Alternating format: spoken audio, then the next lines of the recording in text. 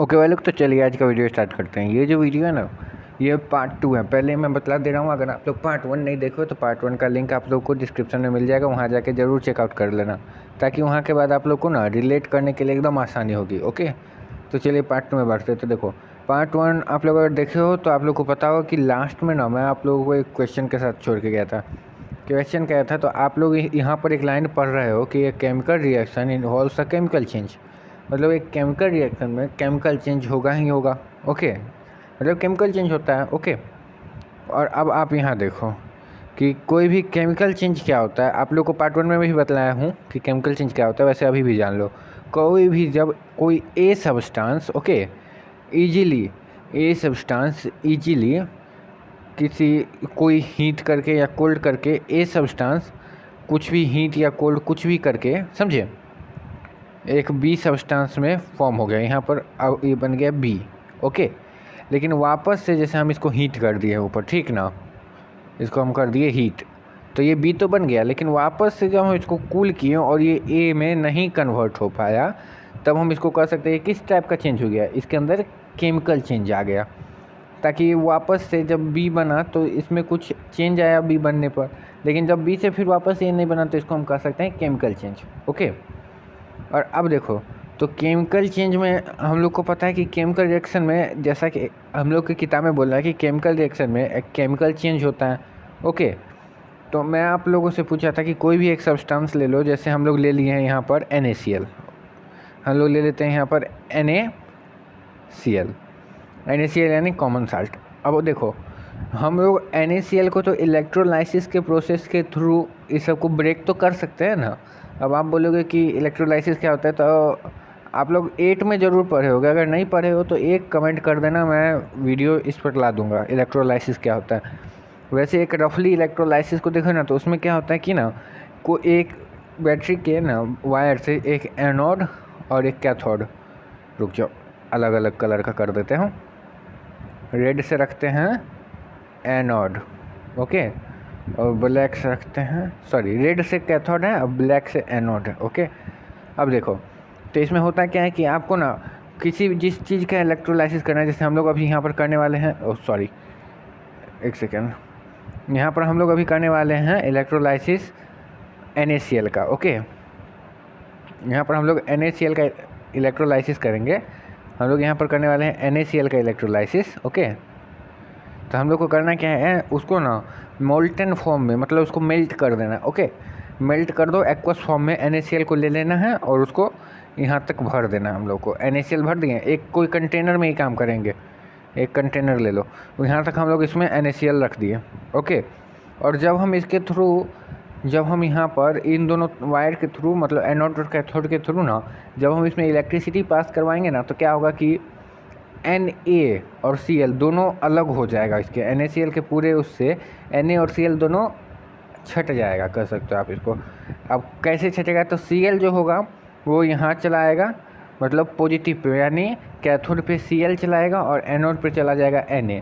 अभी आप लोग को डिटेल बतलाऊँगा, टेंशन मत लो। ओके, तो देखो होता क्या है कि आप लोग ध्यान दिए होगे, Na इधर आया, Cl इधर आया। आप लोग बोलोगे कि भाई आप, ये तो पता चल गया कि Na इधर आया, Cl इधर आया, लेकिन इसमें आप कैसे कर सकते हो कि ये केमिकल चेंज हुआ, क्योंकि देखो केमिकल चेंज में क्या होता है, हमेशा केमिकल रिएक्शन होता है। केमिकल चेंज में हमेशा केमिकल रिएक्शन होता है। अब देखो, जब हम NaCl से Na और Cl हम लोग निकाल दिए, NaCl से जब हम Na और Cl निकाल लिए, तो आप ये कैसे कर सकते हो केमिकल रिएक्शन है। लेकिन भाई ऐसा नहीं है, मैं आपको वहाँ लिखा, लेकिन आधा इन्फॉर्मेशन लिखे थे। चलिए अब पूरा इन्फॉर्मेशन देख लेते हैं। तो देखो, हम लोग जब NaCl बनने के लिए दिए, जब हम लोग NaCl बनने के लिए दिए, आप लोग बोलोगे बार बार एक ही चीज़ लिख रहा है। देखो, जब हम लोग NaCl को फॉर्म किए थे, तो हम लोग किस चीज़ से फॉर्म किए थे, Na और प्लस Cl। ओके, हम सोडियम और क्लोरीन को मिक्स करके NaCl बनाए थे, Na प्लस Cl, NaCl बन गया था कॉमन साल्ट। ओके, लेकिन जब हम इसको इलेक्ट्रोलाइसिस करेंगे ना, तो हम लोग को जो एनोड पे निकला था, जो कि Na था, एनोड पे जो Na निकला था वो था Na प्लस आयन। अब आप लोग पूरा खेल समझ गए। ओके, और जो कैथोड पे निकला था वो Cl माइनस आयन। अब आप लोग समझे, नहीं समझे तो समझो।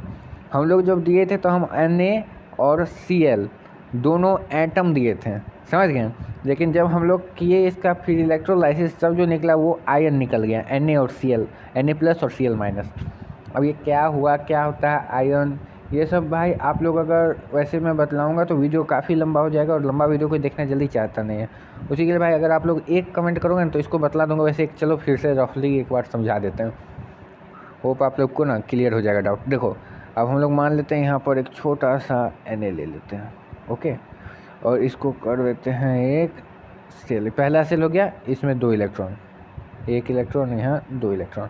उसके बाद ले लिए हम लोग दूसरा सेल, इसमें कर दिए 1 2 3 4 5 6 7 8 इलेक्ट्रॉन। अब ये आ गया हम लोग का तीसरा सेल।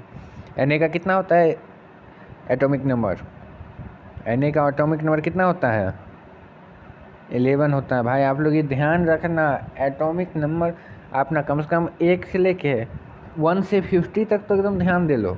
20 तक नेसेसरी है और 50 तक ध्यान दे लोगे ना तो आपको कभी कोई प्रॉब्लम नहीं आएगा, क्योंकि अधिकतर जो आप लोग को बोर्ड में भी पूछा जाएगा ना, हाँ, और 50 के बाद जैसे प्लेटिनम का देख लेना, फिर गोल्ड का देख लेना, मरकरी का देख लेना, ये सब का देख लो। लेकिन 1 से 50 तक एकदम ध्यान कर लो। उस सब का हल्का मतलब कुछ इंपॉर्टेंट का देखना ही, कुछ इंपॉर्टेंट ही पूछता है यार, सब थोड़ी पूछ देता है। आर्सेनिक का देख लेना, ये सब का पूछ देगा। चलो अब इधर देख लो आप लोग, Na का तो हो गया, और लास्ट सेल में इसका होता है 1 इलेक्ट्रॉन, ओके। अब देखो आप लोग को पता होगा कि नंबर ऑफ इलेक्ट्रॉन, मतलब नंबर ऑफ इलेक्ट्रॉन और नंबर ऑफ प्रोटॉन हमेशा इक्वल होता है एक किसी भी सेल में, ओके। और नंबर ऑफ न्यूट्रॉन वेरी कर सकता है, लेकिन नंबर ऑफ इलेक्ट्रॉन हमेशा इक्वल होगा नंबर ऑफ प्रोटॉन के, ओके।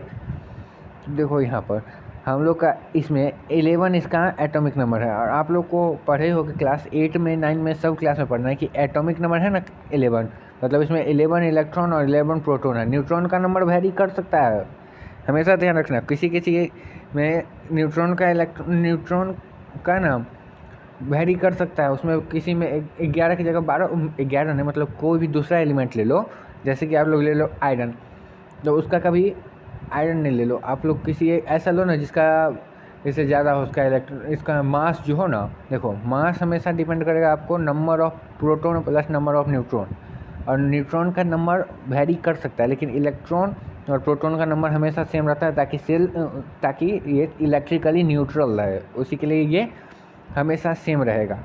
किसी भी एटम में हमेशा नंबर ऑफ इलेक्ट्रॉन और नंबर ऑफ प्रोटॉन सेम रहता है, ताकि ये एटम इलेक्ट्रिकली न्यूट्रल है, ओके। अभी चलिए अब यहाँ पर आते हैं हम लोग के अपने मुद्दे की बात पे। अब देखो यहाँ पर हम लोग Na हो गया, एक छोटा सा Cl इस कोने में ले लेते हैं। Cl का कितना होता है एटॉमिक नंबर, जल्दी बतलाओ, जिससे इसको ध्यान होगा जल्दी बतला दो। इसका होता है 17, ध्यान दे लो यार, नहीं है ध्यान तो ध्यान दे लो। रुक जाओ यार, अच्छे से लिख देते हैं, ऊपर में लिख देते हैं, रुक जाओ। देखो Cl का एटॉमिक नंबर होता है कितना, जेड से एटॉमिक नंबर को डिनोट करते हैं, ये भी ध्यान दे लेना। इसका होता है 17, ओके। अब देखो Na में क्या हुआ कि इलेक्ट्रॉन और प्रोटॉन का नंबर सेम है। इलेक्ट्रॉन क्या है निगेटिवली चार्ज, और प्रोटॉन क्या है पॉजिटिवली चार्ज, ये तो पता है ना।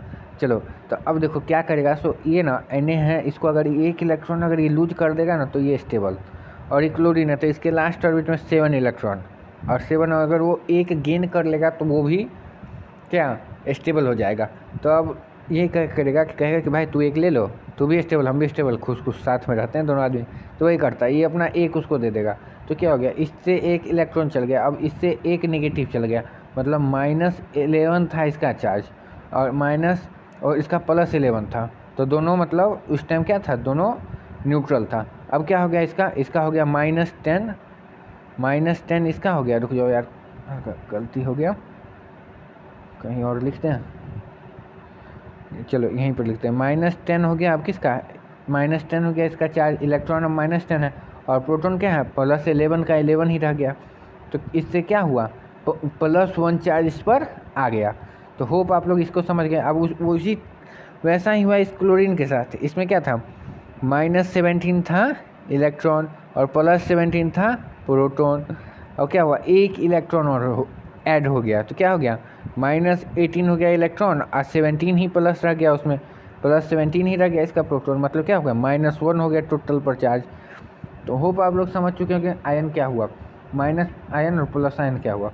तो देखो वही हम लोग कहते हैं कि उसको ना वापस उसी फॉर्म में हम लोग नहीं ला पाए।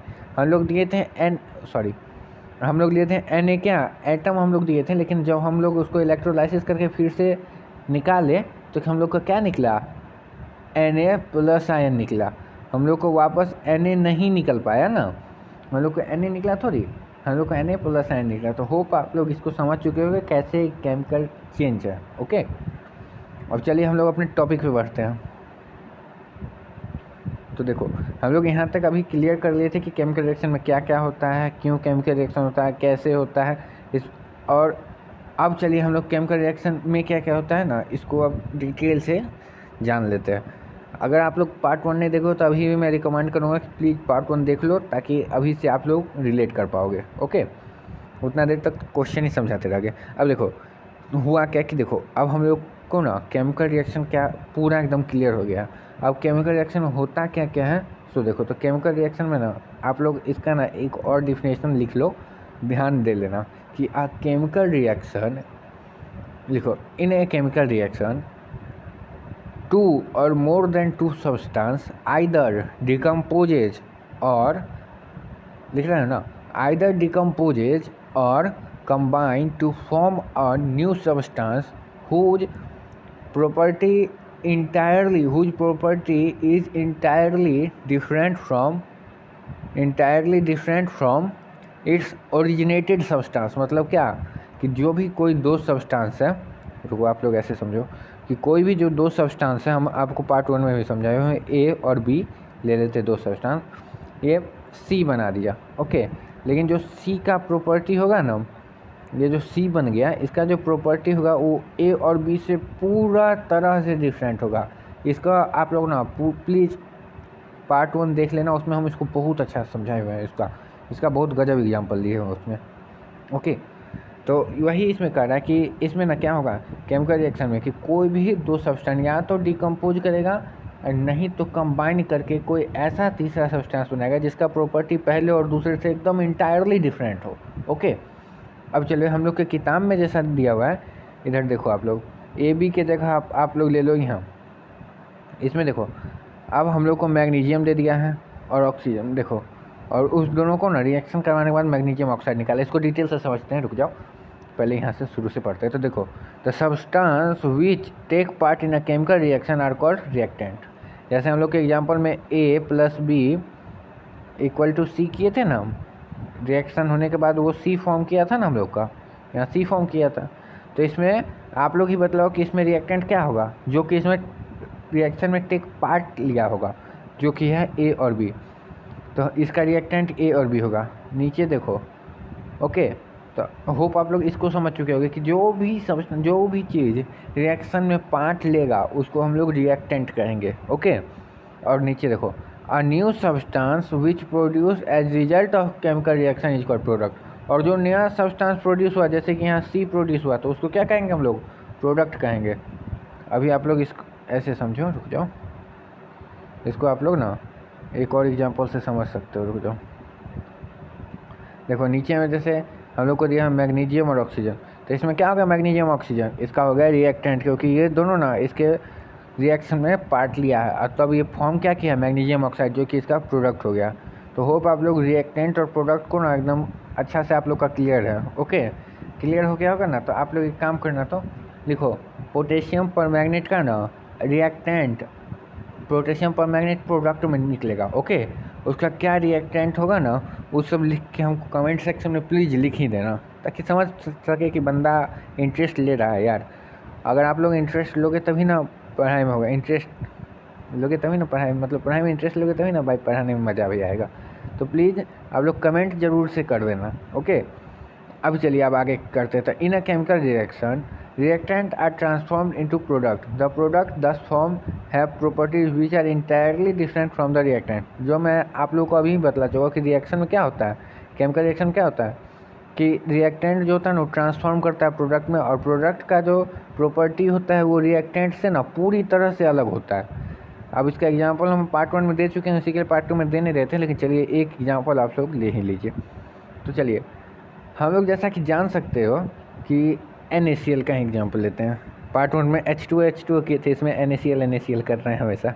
चलिए तो NaCl का ही एग्जाम्पल लेते हैं। तो देखो NaCl क्या है, आपका कॉमन साल्ट है, और आप लोग को पता होगा कि हम लोग इसको घर में डेली यूज में हमेशा यूज करते रहते हैं।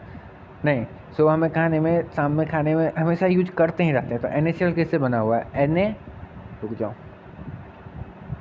ये किससे बना हुआ है? Na और Cl से, सोडियम और क्लोरीन से।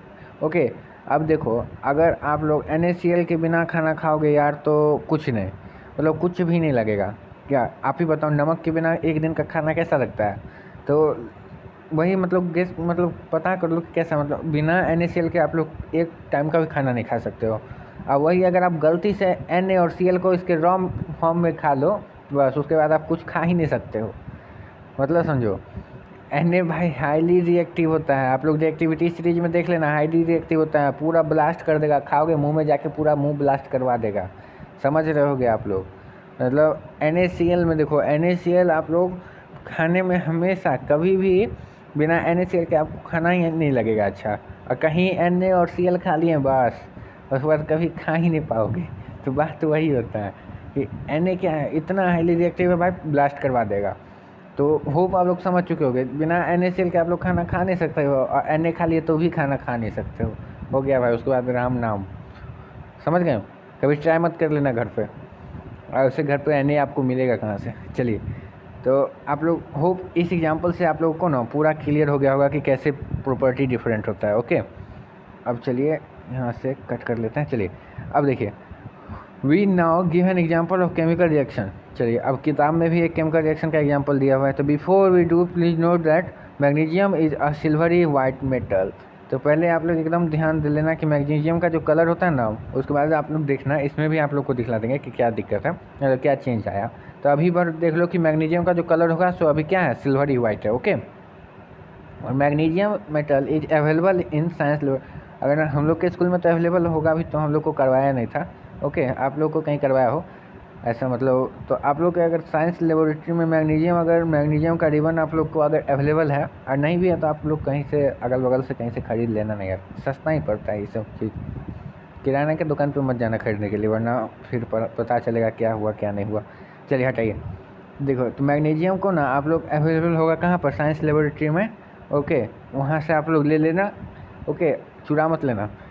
और उस वो ना आप लोग को ना लेबोरेटरी में ना मैग्नीशियम रिबन और मैग्नीशियम वायर के रूप में आप लोग को ना वहाँ पर मेनली देखने को मिल जाएगा। यार इतना पतला टाइप का रहता है वायर के टाइप में। ओके, आप लोग को देखने को मिल जाएगा, तो वहाँ पर से ले लेना। देखो, latest study the chemical reaction of magnesium with oxygen of air now when a magnesium ribbon is heated burn with air with a dazing white flame form a white powder called magnesium oxide. Actually, on heating, magnesium combined with oxygen in present to turn magnesium oxide. अब इसको समझो, present in air to turn form है, sorry यहाँ पर ध्यान दे लेना, कुछ कभी कभार निकल जाते हैं। तो देखो है क्या कि मैग्नीशियम ऑक्साइड में ना, देखो सॉरी, मैग्नीशियम क्या करता है, मैग्नीशियम रिबन को ना आप ले लो और उसको क्या करो, एयर में बर्न करो, मतलब उसको बर्न करो एयर के प्रेजेंस में। तो क्या होगा, वो ना एक डेजिंग फ्लेम, मतलब एक चमकीला, मतलब एकदम बहुत चमक के साथ ना वो जलेगा, और उससे क्या फॉर्म करेगा, तो उससे फॉर्म करेगा क्या, वो आपको फॉर्म करेगा मैग्नीशियम ऑक्साइड। ओके, जब जलने के बाद वो मैग्नीशियम ऑक्साइड फॉर्म करेगा। और ये जो है ना, किस चीज़ से मैग्नीशियम ऑक्साइड क्यों फॉर्म करेगा, देखो तो मैग्नीशियम तो हम लोग आप लोग ले लिए हैं, मैग्नीशियम ले लिए मैग्नीशियम रिबन से, और ऑक्सीजन आप लोग को मिल गया एयर से। तो क्या किया, मैग्नीशियम जब ऑक्सीजन के साथ रिएक्शन किया तो आप लोग को क्या फॉर्म किया, मैग्नीशियम ऑक्साइड। अब एक बात बताओ, अब आप लोग को इसमें क्या चेंज देखने को मिल रहा है?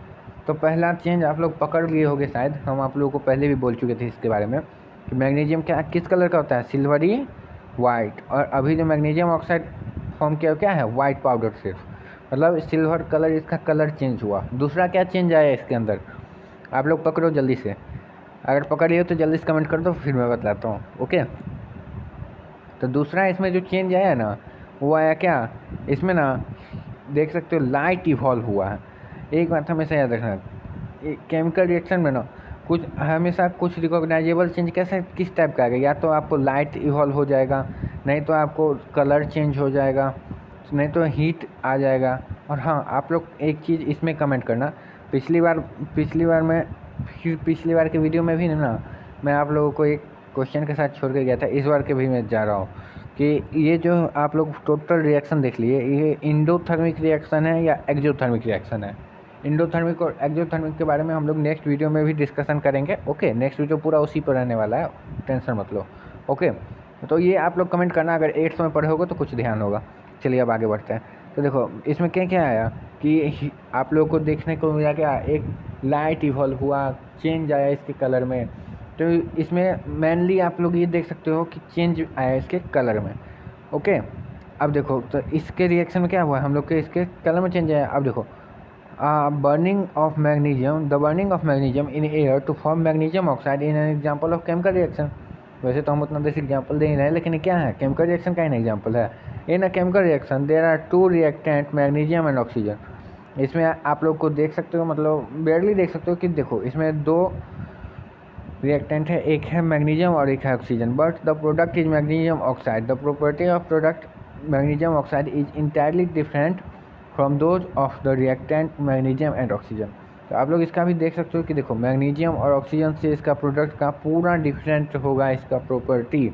और आप लोग को एक होमवर्क है, एक और होमवर्क ले लो कि मैग्नीशियम ऑक्साइड का प्रॉपर्टी क्या है। सो आप लोग लिख के रखना, मैग्नीशियम का क्या है, मैग्नीशियम ऑक्सीजन क्या है, ये हम नेक्स्ट वीडियो में बतला देंगे। तो बतलाना वीडियो कैसा लगा। ओके, और पार्ट 1 ज़रूर से देख लेना, और पार्ट 2 जब आएगा तो हम इसके डिस्क्रिप्शन में उसका भी लिंक दे देंगे। तो वो भी मतलब पार्ट 3 जब आएगा तो उसका भी लिंक हम इसके डिस्क्रिप्शन में दे देंगे। वीडियो कैसा लगा ज़रूर बतलाना यार, बनाने में मेहनत लगता है, आप लोग कमेंट नहीं करते हो तो फिर अच्छा नहीं लगता है यार। तो प्लीज़ कमेंट ज़रूर से कर देना। ओके, और वीडियो में कुछ सीखने को मिला होगा ना तो वो भी ज़रूर कमेंट करना कि क्या सीखने को मिला। ओके, तो फिर इसी के साथ मिलते हैं नेक्स्ट वीडियो में। नेक्स्ट वीडियो में हम लोग अपना चैप्टर, मतलब इसमें नेक्स्ट वीडियो का टॉपिक रहने वाला है कि क्या मतलब एक कैसे हम लोग पता करें कि केमिकल रिएक्शन हुआ है। तो रिकॉग्नाइजेबल चेंज, जैसे मैं अभी आप लोग को बतला चुका हूँ ना कि लाइट इवॉल्व हुआ, तो वैसे उसमें यही सब जानेंगे कि क्या क्या हो सकता है केमिकल चेंज में। लाइट इवॉल्व हो सकता है, हीट इवॉल्व हो सकता है, उसका स्टेट में चेंज हो सकता है, यही सब हम लोग उसमें जानने वाले हैं। तो फिर मिलते हैं नेक्स्ट वीडियो में। ओके।